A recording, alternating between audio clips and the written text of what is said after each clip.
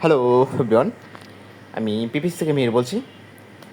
আজকে আমরা মূলত আরেকটা প্রিন্টার ব্যাপারে কথা বলবো। এটা একটা স্যামসাং প্রিন্টার। এটার অফিস লোকেশন হচ্ছে আপনার ধানমন্ডি শাহজালাল ইসলামী ব্যাংক।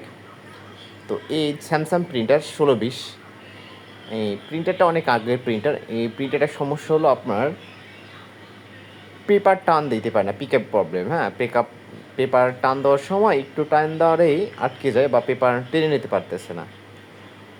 তো এই প্রিন্টারটা হলো আপনার 1620, 1640 স্যামসাংয়ের।